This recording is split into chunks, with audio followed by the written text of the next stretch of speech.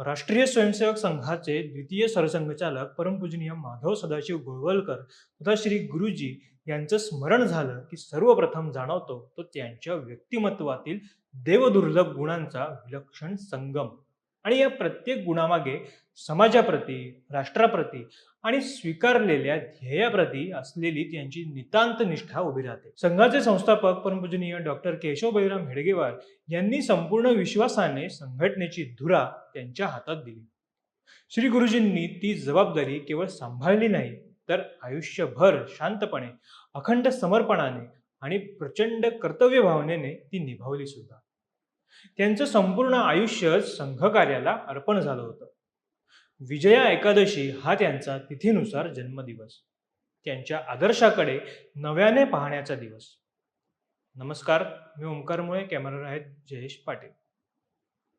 गुरुजींनी राष्ट्रीय स्वयंसेवक संघाच्या हिंदुत्ववादी विचारांना स्पष्ट वैचारिक अधिष्ठान दिलं आणि ते देशभर पोहोचवलं सुद्धा.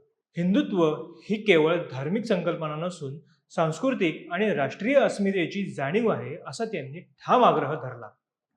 हिंदू समाजाच्या हितसंबंधांना व्यापक सामाजिक राजकीय संदर्भात मांडत त्यांनी या विचारधारेची सुस्पष्ट व्याख्या केली आणि ती सर्वसामान्यांपर्यंत पोहोचवली. त्यांच्या भाषणांतून आणि कार्यातून हिंदुत्व अधिक ठोस, सुसंगत आणि लोकमान्य होत गेलं. त्याचबरोबर समाजातील अंतर्गत उणीवांकडेही त्यांनी स्पष्टपणे लक्ष वेधलं.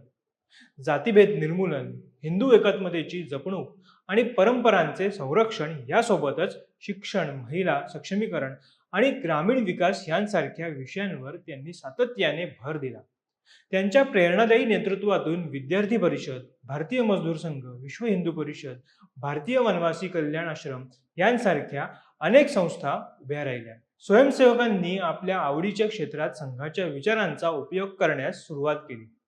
या सर्व प्रक्रियेत गुरुजी हे प्रेरणास्थान आणि मार्गदर्शक शक्ती म्हणून उभे राहिले. देशभर अखंड प्रवास करत त्यांनी संघकार्याला अक्षरशः वेग दिला. गावोगावी, शहरोशहरी फिरत ते लोकांना भेटले, त्यांच्याशी संवाद साधला, त्यांची मनं जिंकली आणि एकामागून एक कार्यकर्ते जोडत संघाचं जाळं संपूर्ण भारतभर विस्तारलं. सामान्य माणूस असो की उच्चभ्रू व्यक्ती, दोघांशीही त्यांचा तितकाच जवळचा आणि आत्मीय संबंध होता. मुळात समाजातील अशा व्यक्तींना जोडण्याचे, संघ म्हणून त्यांच्यासोबत आपला संवाद, संपर्क वाढवणे हा संघाचा एक भाग आहे.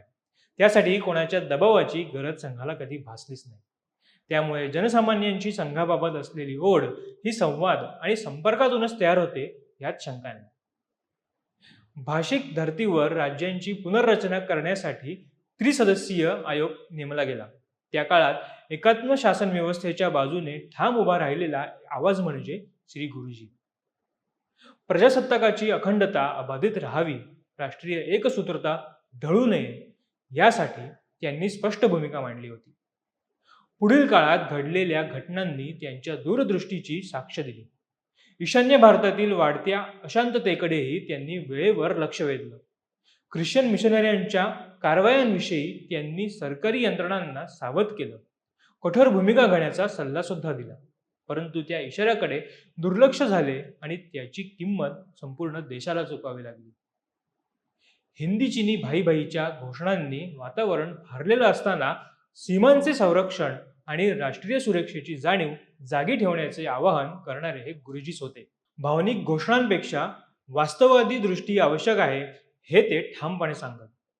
त्यांच्या प्रेरणेने राष्ट्रवादाचा सकारात्मक, कर्तव्यप्रधान अर्थ स्वीकारलेले हजारो कार्यकर्ते आजही देशाच्या कानाकोपऱ्यात काम करतायत. भारतासमोरील कोणत्याही प्रश्नावर त्यांचे उत्तर मूलतः एकच होते: हिंदूंनी सर्व भेद बाजूला ठेवून राष्ट्रीय एकक म्हणून उभं राहिलं तर या भूमीत राहणारा प्रत्येक जण भारत मातेचा सन्मान करेल. हिमालयापासून कन्याकुमारीपर्यंत आणि द्वारकेपासून मणिपूरपर्यंत एकात्मतेची जाणीव दृढ झाली तर राष्ट्रभक्ती आपोआप जागी होईल, असा त्यांचा विश्वास होता. भारतीय राष्ट्रवाद, राष्ट्राचे भवितव्य आणि आधुनिक काळातील पुनरुज्जीवनाचा मार्ग यांविषयीची त्यांची मते आज देशाचा मौल्यवान बौद्धिक ठेवा मानली जातात. त्यांच्या व्यक्तिमत्वात ऋषितुल्य शांतता आणि कर्मयोगीची तळमळ एकत्र नांदत होती. आध्यात्मिक उंची गाठलेला हा योगी समाजात मात्र अत्यंत साधेपणाने वावरत असे. राष्ट्राय स्वाहा इदम न मम हे केवळ वाक्य नव्हे, तर त्यांच्या संपूर्ण जीवनाचं सार होतं. शेवटी त्यांचं स्मरण करताना मनात ओथंबून आलेली हीच भावना आज त्यांच्या जन्मदिनी आहे. शतनमन माधव चरण मे, शतनमन माधव चरण मे. व्हिडिओ कसा वाटला हे आम्हाला कमेंट करून नक्की कळवा. व्हिडिओ आवडल्यास आमच्या फेसबुक पेजला लाईक आणि यूट्यूब चॅनलला सबस्क्राईब करायला विसरू नका. तुर्तास धन्यवाद.